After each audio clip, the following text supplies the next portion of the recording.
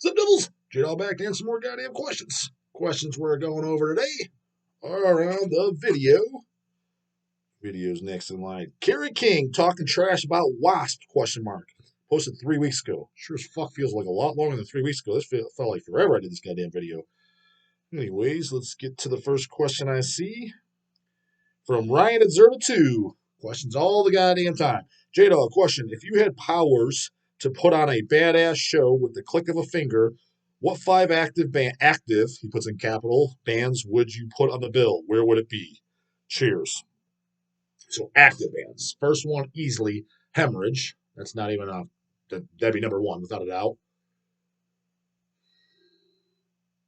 Destroyer 666, even though it's not as cool as it would be in the early 2000s.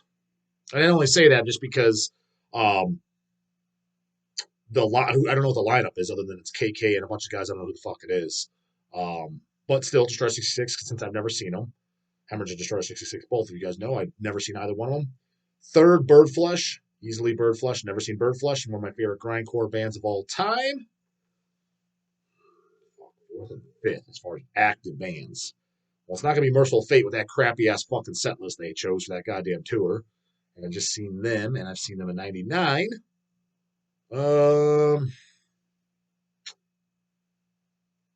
Honestly, let's put some controversy bands in there. Goat Moon. Never seen Goat Moon, and fucking Moon is fucking great. Thought the new album was badass as a motherfucker. So let's put Goat Moon in there. They're not going to be exactly the easiest fucking band to see live because of all the fucking pussy-ass tampon boys out there. So let's put Goat Moon as 4. Man, that'd be a goddamn badass fucking set list. Huh? As far as the goddamn the bill, who would be 5th? 5th that's still around that I would really like to see. Who would fucking be in there? Because I can think of a bunch of bands that I've never seen, even obscure bands like, let's say, Church Bazaar, Victimize, which I talk about all the time. I would love to see them, but they're not active no more. So can't put them in there.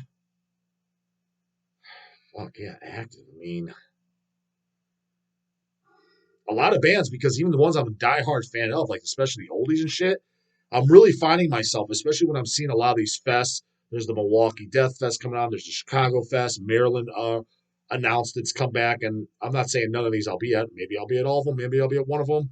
Maybe I'll be at none of them. But I'm looking at them, and that they're somewhat of interest. But the biggest problem I'm noticing is I'm like, yeah, would have been cool to see this band 30 years ago. Would have been cool to see this band 20 years ago. Would have been cool to see this band 15 years ago, et cetera, et cetera. But it's like now in 2023 with one original member, 3 crappy albums under their belt, this band 4 mediocre albums I don't know under their belt. It's kind of like I'm just not that interested. You know what I mean? Like it's just not that. Like seeing Broken Hope now, it's kind of like I'd watch them, but do I really care? Not really. I mean, if I'm being completely honest, not really. And I don't think anything by Broken Hope sucks. I had the first comeback record. That's where I stopped. I thought it was okay.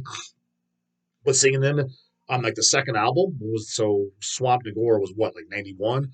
Bowels of Repugnance was what, like 92, 93? Seeing them around then, yeah, that would have been cool. But now it's like, again, I'm not against it. But am I ecstatic? Like, holy fuck, Broken Hope's playing. It's kind of like, I kind of don't care. I mean, if I'm there, I'll watch them, sure. Just not the same thing. It's what, one original member maybe, and a bunch of other fucking geezers that are like, who is this guy? I'm not saying them in particular. It's exactly that. But it's 3 original members. Only the singer or kill himself. Nothing. I'm just saying in general, that's what it is for a lot of these older bands. Even though I'm a huge fan of them, it's kind of like it's just not that exciting.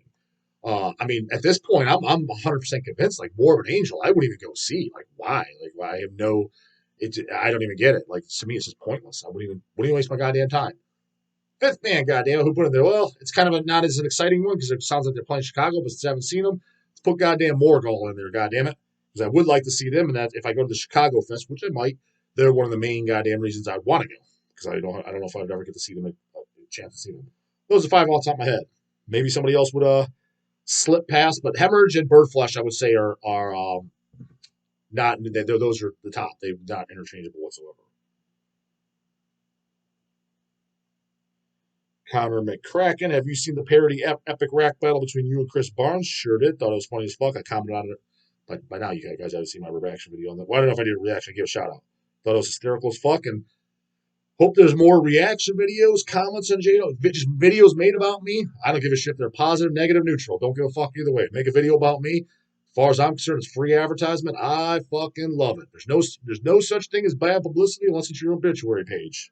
Put in the comments if you know who fucking said that. I guarantee 99% of you don't.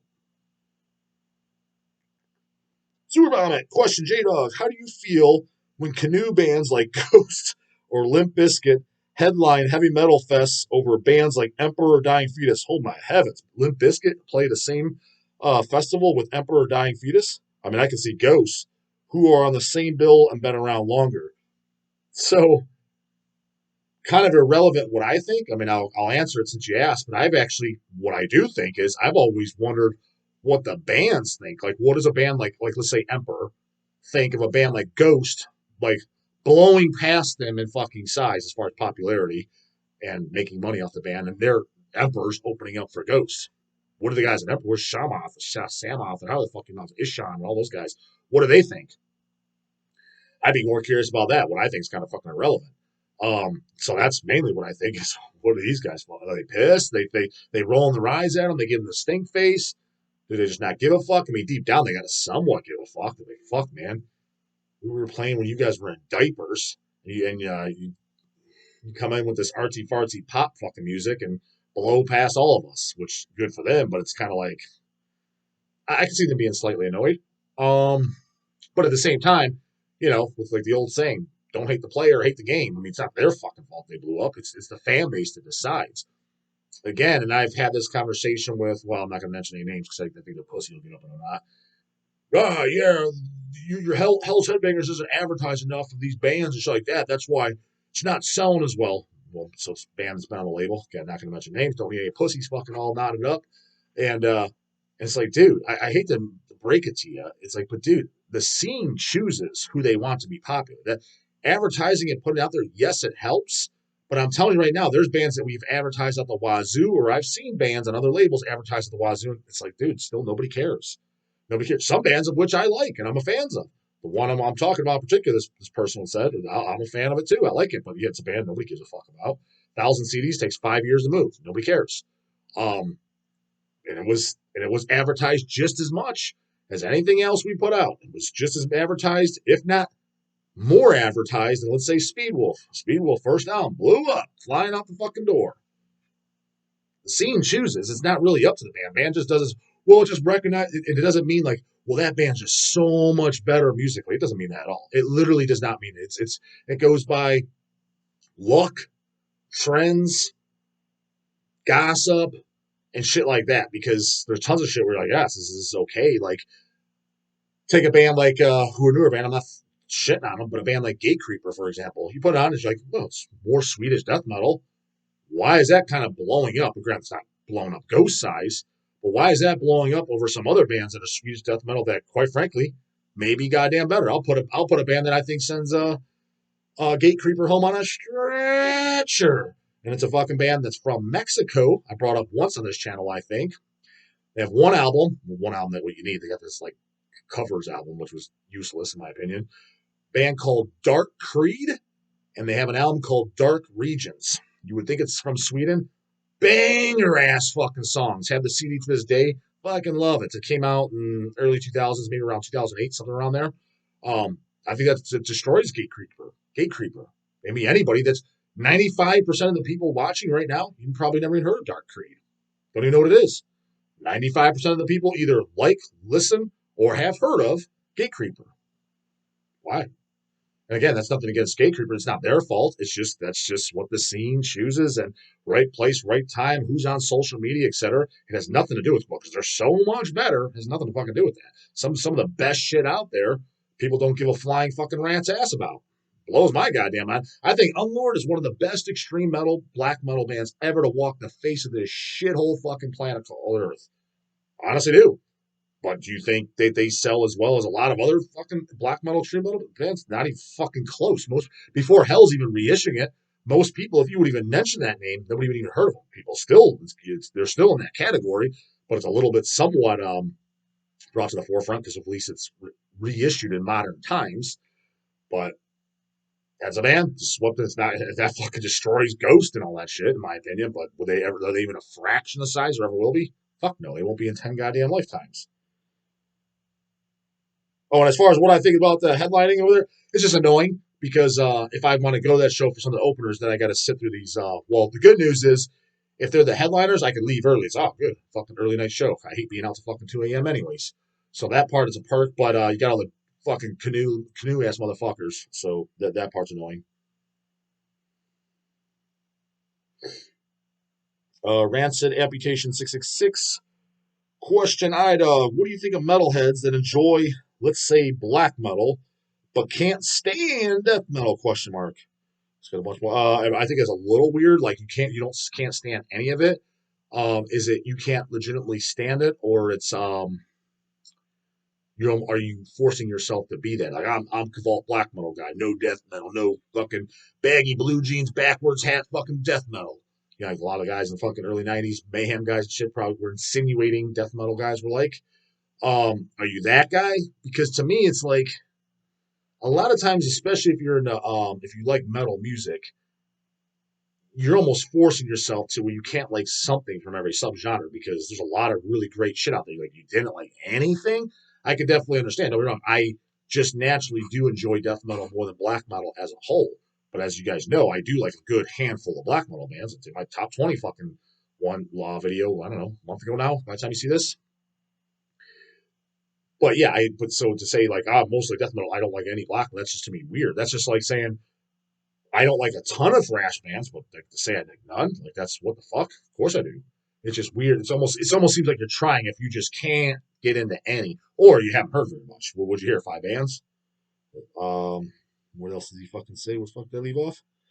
Uh, I personally fall into the category of not liking thrash and heavy metal anymore. What do you mean anymore? So you used to?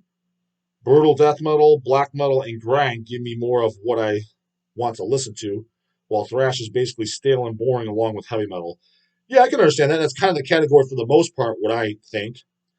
I only listen to Merciful Fate and the whole death thrash, black thrash stuff, but just plain thrash can't stand. Then that's just personal taste. That's what it is. Because I kind of understand.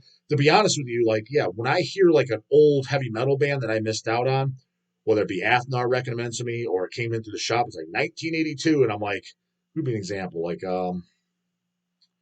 somebody I recently found out, like maybe High Roller Records put it out or somebody put it on. You're like, and I'm kind of on the loop in that genre a little bit, and people are like, oh, it's a classic. I put it on. 95% of the times, or maybe 98, 99% of the time, to be honest with you, I'm just kind of like, it's pretty good, but I kind of just like, it's just like, because I'm hearing it for the first time. Now, if I heard it at 10 years old, probably would have blown my socks off, right? But now it's just kind of like, yeah, it just, for me, it's just not that interesting to hear just straight up heavy metal. A lot of times thrash as well, especially if it's not more like the violent type thrash. It's just kind of like you said, I don't think it's stale. To me, I'm just like, for me, the first thing comes to mind is just like, why? Like, what's even the point? I was like, my dad would listen to this. It just doesn't make sense to me. It just seems like kind of like commercial music where I'm just like, it just I don't know. I just don't. That's not interesting for the most part. There's exceptions where I'm like, whoa, these songs are great, but I find that especially now, if I'm hearing it for the first time in my adult years, I'm just kind of disinterested. Just kind of don't care, to be honest with you. Metal Musician 6996. J Dog question: what show did you meet Kerry King at? It was at Cannibal Corpse, the Flying Machine in Ohio, Lorain, Ohio. And I think it was the first time I seen Cannibal Corpse. So it would have been on the Bloodthirst tour. Pretty sure the year 2001. If not 2001, then the year 2000. It was either 2000, 2001. So I would have been 15 or 16 years old. He was sitting at the bar. I was told he's there because he was banging some fucking chick from goddamn Cleveland or Ohio, anyways. And people, there were just whispers, Kerry King's here, Kerry King's here. So if I would have known he was the vendor, I would have brought my Show No Mercy LP and had him sign it. But I didn't know he was going to fucking be there. I'm not going to Cannibal Corpse like, hey, Kerry's going to be there. Like, hey, he doesn't live in Ohio. That's not crossing your mind, obviously. But so went up to him, and we always had a camera with us because we took pictures of the show, me, Eric, and Chase, and just went up to him, and said, "Hey, can I get a photo with you?" Yeah, sure, brother. And we did. And I have it to this day.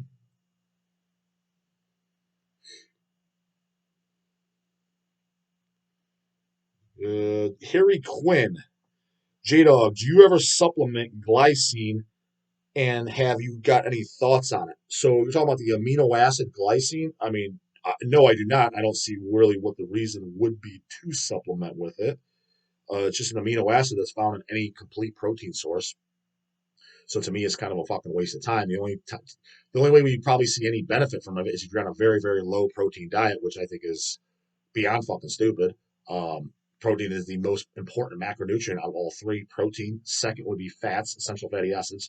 Third would be carbohydrates. Carbohydrates are the least essential. Well, it's not an essential at all macronutrient, meaning you can survive without it. Protein and fats, if you can put it at zero for extended periods of time, you would eventually wither away and die. So you need them. Protein being the most goddamn important. So if you're eating chicken, fish, steak, eggs, turkey, you're getting glycine in there. Not to mention, glycine is not even an essential amino acid, meaning essential means you have to take it in from foods, complete source of protein like steak, eggs, chicken. And so it means your body can produce it. It's going to produce it in small amounts. So if you're consuming it too, then that's even better off. But as long as you're eating, like, and if you take a whey protein, that's a complete source of protein. You're getting it. So why I don't see the reason for it. The only way I can kind of see a place to doing that is like using essential amino acids that are already pre-digested during training. I do that just kind of as a default, usually because they're artificially flavored. That way I make sure I get a liter of water in during training, so that way I don't become slightly dehydrated. Since it tastes good, it's easier to get down. And if I'm trying to put on size, I'll usually mix it with some type of fast carbohydrate. And the old rule of thumb, the reason why those became popular with supplements, people don't even realize this. It became popular because they'll hear a lot of bodybuilders are taking amino acids during training or around their training. It's like, yes, they are, but the reason it's worked so well is because they're doing it with taking exogenous insulin, meaning they're injecting insulin around the time. So it's shuttling it completely into the muscle cells with the sugars they're taking in, mixed with the amino acids, and it's pushing it right to the cell while they're breaking it down in the gym. Don't go and fucking try that either, by the way. Unless you know what the fuck you're going to do, you're going to kill yourself. So if you know what you're doing, it's actually safe as fuck. But I'm just saying that's so they see bodybuilders doing it, but it's more open now. And the guy that popularized that was Milo Sarshev, who's a retired pro bodybuilder now. He's a coach now, and he still uses it on all his clients, his insulin protocol with his intra workout nutrition, he calls it. And I'm sure he does put glycine. I know he puts BCAAs in there, especially high in leucine, glutamine. I do supplement with glutamine, not because I think it's good for muscle building. When it's in higher dosage, it's really good for the digestive tract. And actually, in the doses of about 25 grams a day, it's actually shown in studies that it can help protect the kidneys as well.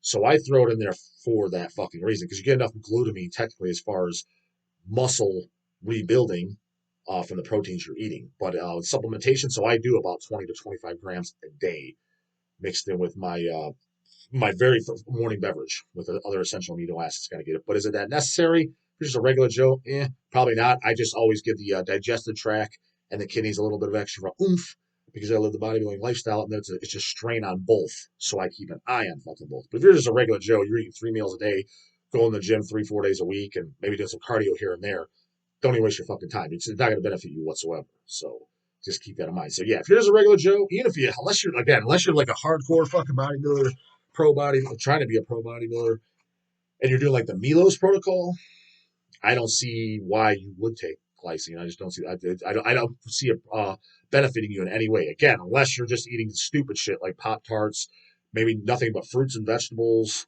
and I don't know, chips, cereal. I'm trying to think of something that has no protein. That's your diet. Well, in that case, I would just, if you're going to throw I would just take it all their raw amino acids at that point and fucking just drink those if you're going to do that. But again, why would you be doing something that fucking stupid? That would just blow my mind. But at this point, especially when I see some people's diets, it wouldn't fully surprise me. But because I've seen some shit where I'm like, dude, what the like just regular people, it just blows my mind what the fuck they're eating. So yeah, outside that, yeah, as long as you're getting your protein in, man, I wouldn't worry about it. You're not going to notice anything from it. So that's where my stance is. Coach, what's the surge? You know the fucking do. Put the Coach Bronski and answer right in the morning. Later, goddammit.